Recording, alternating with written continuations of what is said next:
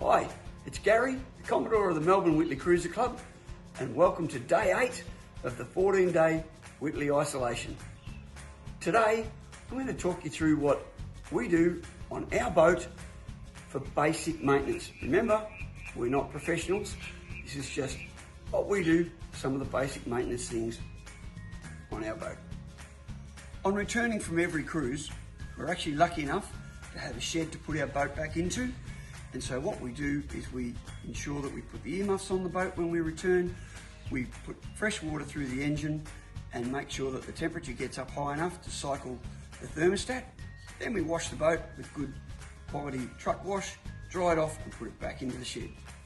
Once we get the boat into the shed, the first thing we do is plug the boat into the mains power so that the battery charger is charging all 3 batteries in the boat. The next thing we do is to lower the leg on the stern drive so that the water drains out of the stern drive, and that's how we store the boat. When we're storing the boat, and we always leave the battery charger on when we are, we make sure that we leave the cover open on top of the battery charger, and we leave the rear covers on the boat open so that you can get air in around the batteries and the charger. And then the last thing we do is to leave the engine cover open. With the engine cover open, this gives us the opportunity to check on a few things in the engine bay.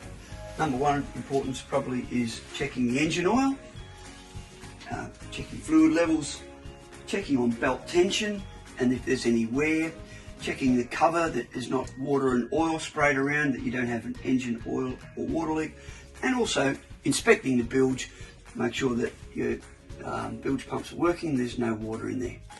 And then we can close the cover back up. Some of the cleaning that we do when we're putting our boat away to store it is to empty the toilet, empty the water tank, and ensure that we empty the esky and the fridge.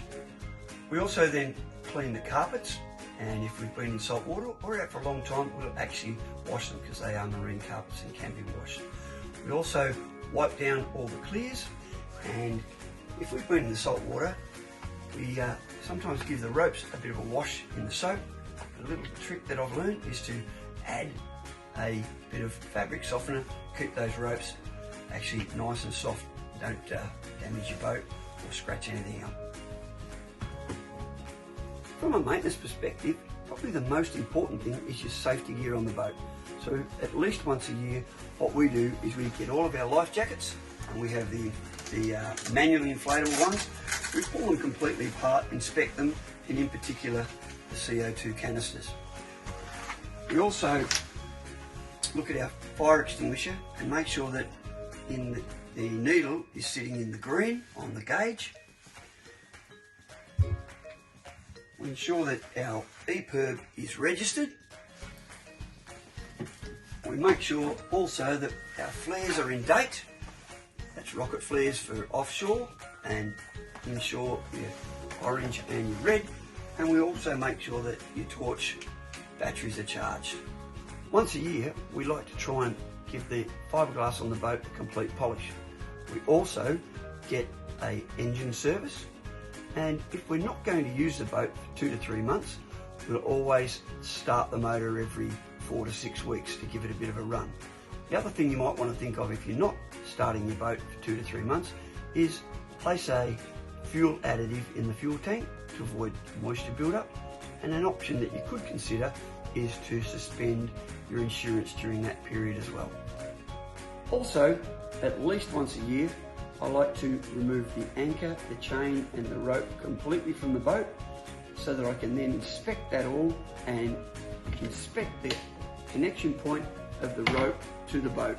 This also gives me an opportunity to clean out the anchor well completely. And that's some of the basic maintenance that we do on our 2380 Whittley.